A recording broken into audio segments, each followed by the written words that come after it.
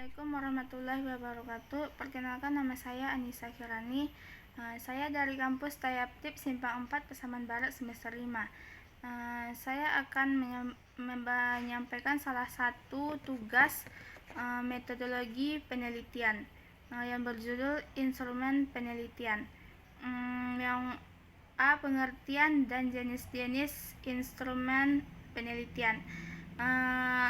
Menurut terminologi, instrumen penelitian merupakan media bantu yang difungsikan oleh peneliti untuk mengukur atau menghimpun informasi kuantitatif ataupun kualitatif sebagai bahan pengolahan mengenai objek ukur yang sedang diteliti. Menurut Ari Kunto, instrumen penelitian merupakan alat bantu yang dipilih dan dimanfaatkan oleh peneliti dalam kegiatannya menghimpun supaya aktivitas tersebut sistematis dan dipermudah olehnya.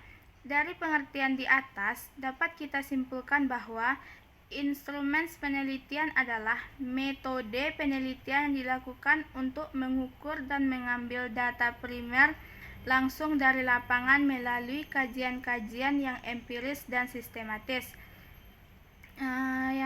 Selanjutnya, jenis-jenis instrumen penelitian. Yang pertama, tes. Tes merupakan kesimpulan pertanyaan atau soal yang bermanfaat juga sebagai sarana ukur kepada variabel tertentu yang berupa kapabilitas, keterampilan, intelijensi sikap atau bakat yang dipunyai oleh individu atau grup. Tes dapat juga dibagi menjadi 5 bagian. Yang pertama, tes tulis.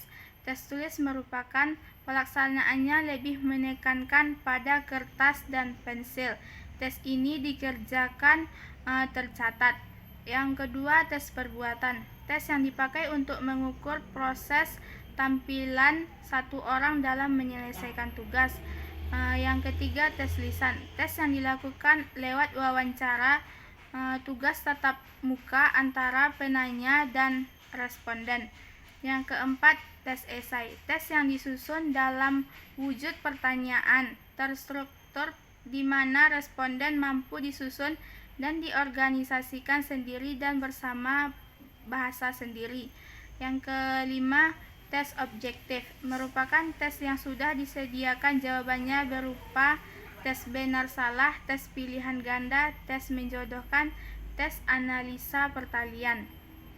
Yang kedua, angket atau kuesioner merupakan teknik pengumpulan data secara ajukan sebanyak pertanyaan data yang diperlukan. Yang ketiga, interview merupakan instrumen penelitian yang dipakai oleh peneliti untuk menilai kondisi seseorang. Yang keempat, observasi merupakan melakukan pengamatan dengan cara cepat pada sebuah objek untuk mengetahui kondisi yang sebenarnya yang berkenaan dengan objek tersebut.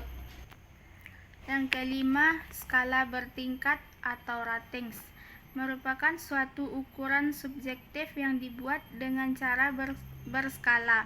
Yang keenam, dokumentasi merupakan instrumen penelitian yang dilakukan dengan cara sistematis dengan mengacu terhadap dokumen berupa benda-benda tertulis seperti buku, majalah, dokumen atau arsip dan sebagainya. Yang bagian B-nya, scoring test atau skala sikap. Yang pertama, skala Likert digunakan untuk mengukur sikap, pendapat, dan persepsi seseorang atau sekelompok orang tentang fenomena sosial. Contoh, sangat setuju, setuju, ragu-ragu, tidak setuju, dan sangat tidak setuju. Yang kedua, skala Goodman. Skala pengukuran ini jawabannya tegas, ya atau tidak, benar atau salah, pernah atau tidak, positif atau negatif, dan lain-lain. Yang ketiga, skala Thurston. Skala yang disusun dengan memilih butir yang dibentuk skala interval. Yang keempat, semantik diferensial. Skala untuk mengukur sikap, tapi bentuknya bukan pilihan ganda maupun checklist, tapi tersusun dalam suatu garis kontinum. di mana jawaban yang sangat positif terletak di bagian kanan garis dan negatif terletak di bagian kiri garis atau sebaliknya. Yang kelima, penilaian atau rating scale merupakan data skala yang diperoleh melalui 3 macam skala. Dapat diperoleh dari data kuantitatif atau angka. Penilaian ini akan memilih salah satu jawaban kuantitatif yang telah disediakan.